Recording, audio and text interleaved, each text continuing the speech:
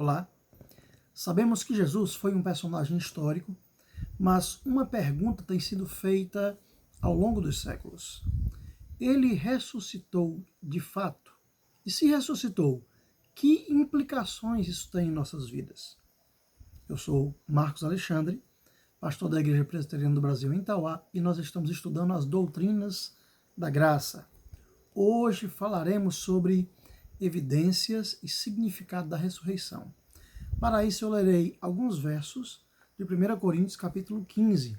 A partir do versículo 3, a Bíblia nos diz assim: Porque primeiramente vos entreguei o que também recebi, que Cristo morreu por nossos pecados, segundo as Escrituras, e que foi sepultado e que ressuscitou ao terceiro dia, segundo as Escrituras, e que foi visto por Cefas e depois pelos 12.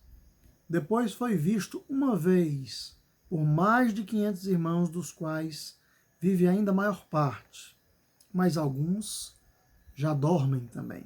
Como disse, falaremos sobre as evidências e significado da ressurreição de Jesus.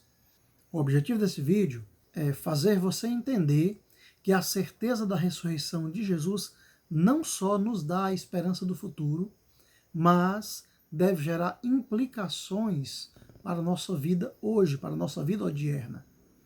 A ressurreição de Cristo põe um ponto final em todo um sistema até então invencível. Que sistema é esse? O sistema da morte. E embora haja um grande número de evidências sobre a ressurreição de Jesus, somente a fé determinará se alguém aceitará a veracidade desta ressurreição ou não. Mas vamos às evidências. A primeira evidência é o testemunho da própria Escritura. Para os cristãos ou para os crentes, o testemunho das Escrituras é o maior testemunho da ressurreição de Jesus.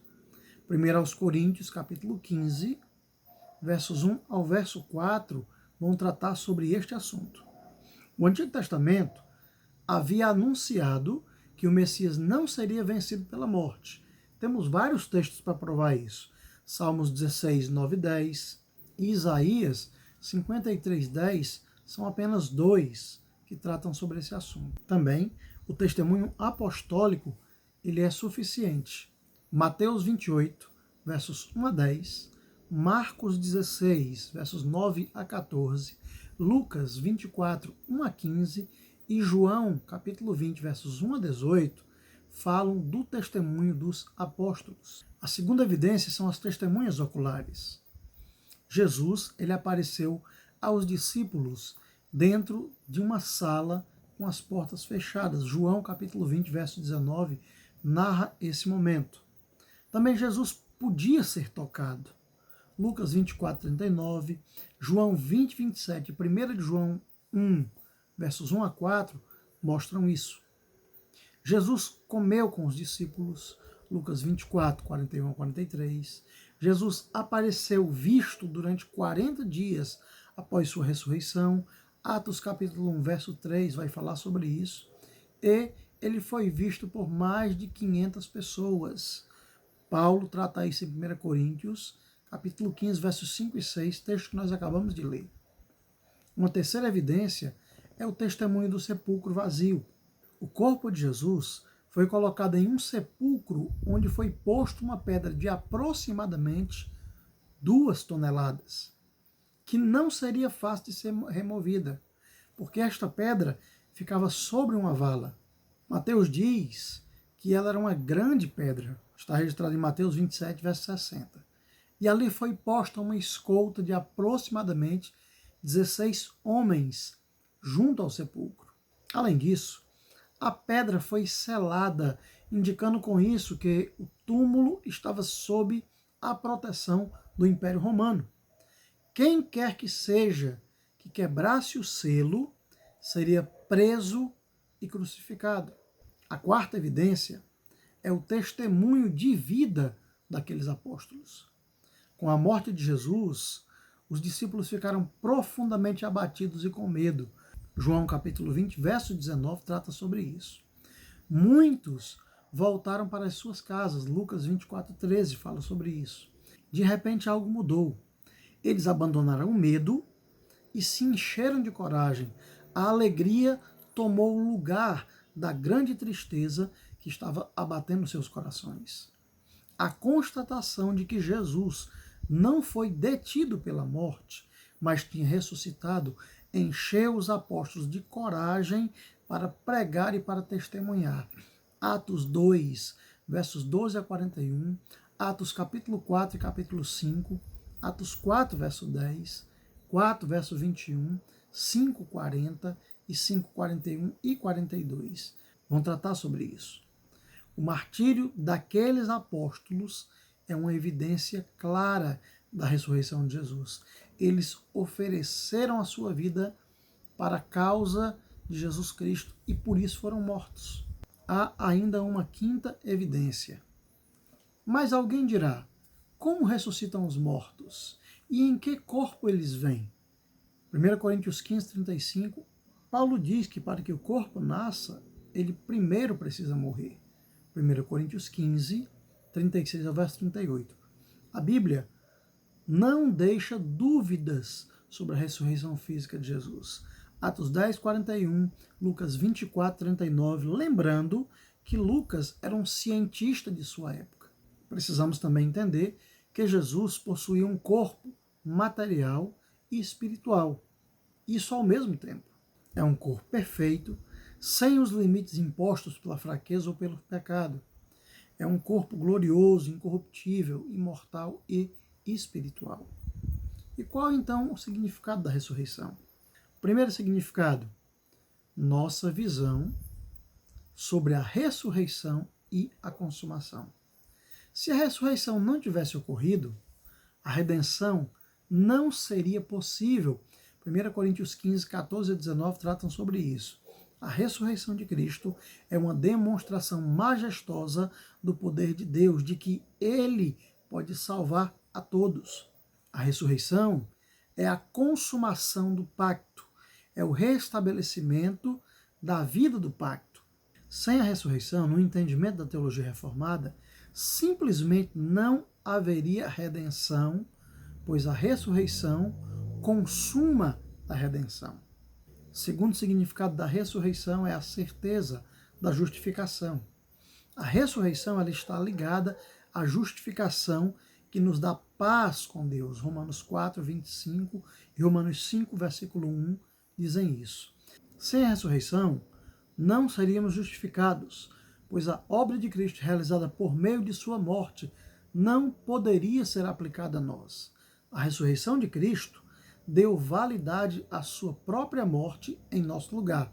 1 Coríntios, capítulo 15, verso 17. O terceiro significado da ressurreição é a possibilidade de novo nascimento. A Bíblia fala do novo nascimento como um tipo de ressurreição, pois o novo nascimento é uma ressurreição espiritual possibilitada pela ressurreição física de Jesus Cristo. Romanos 6,4, Efésios 2, versículo 6, Colossenses 2,12 e 1 Pedro 1,3 tratam sobre isso. O quarto significado da ressurreição é a vitória sobre a morte. O maior significado da ressurreição é a vitória sobre a morte. Paulo vai dizer isso em 1 Coríntios 15, 20 e 21. Por causa de Adão, a morte entrou no mundo e por causa de Cristo, a ressurreição dos mortos entrou no mundo. 1 Coríntios 15, 22.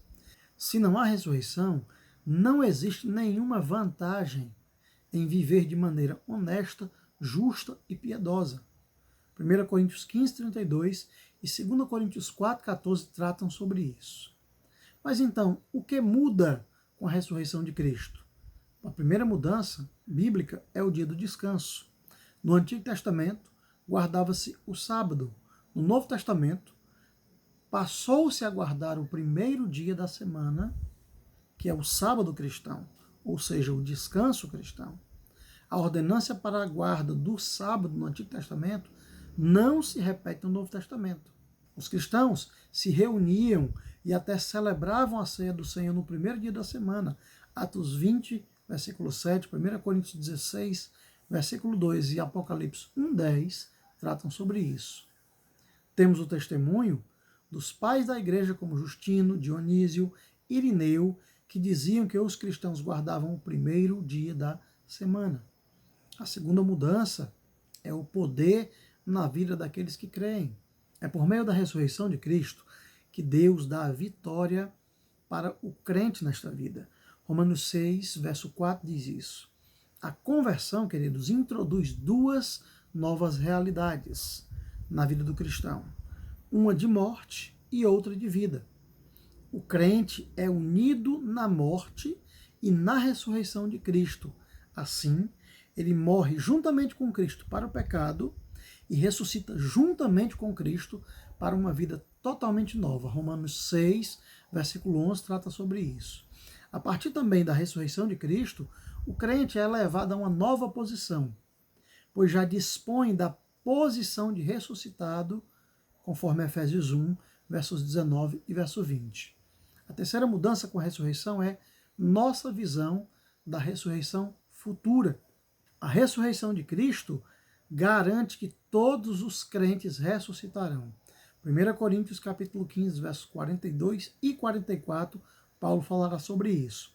O corpo natural do crente passará a ser um corpo espiritual. 1 Coríntios 15, 51 e 52.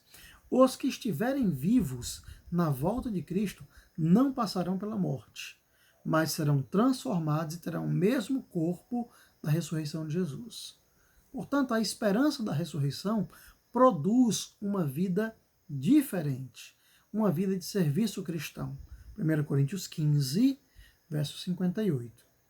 A nossa fé e a nossa esperança podem ser fortalecidas. Por quê? Porque Cristo ressuscitou. E então, na sua concepção, Cristo de fato ressuscitou? E se ele ressuscitou, que mudanças isto provoca em nossas vidas? E a pergunta crucial é: você é diferente? É melhor por causa de Cristo na sua vida? Precisamos pensar essas coisas. Vamos fazer uma breve oração? Senhor, muito obrigado pelo ensino da Tua Palavra, pela preciosa riqueza que a Tua Palavra nos traz. Que o Teu Espírito Santo traga ao nosso coração essas verdades. Assim oramos em Cristo Jesus. Amém. Muito bem. Semana passada falamos sobre a condição do homem. Esta semana falamos sobre Cristo e a sua obra. Na próxima semana falaremos sobre a obra do Espírito Santo. Você tem aprendido com as doutrinas da graça? Então permaneça conosco. E não somente isso, compartilhe esse vídeo para que mais pessoas possam aprender sobre as preciosas doutrinas da graça, que são doutrinas que vêm da Reforma Protestante. Deus abençoe sua vida e tenha um excelente final de semana juntamente com a sua família. Até a próxima semana, se Deus assim nos permitir.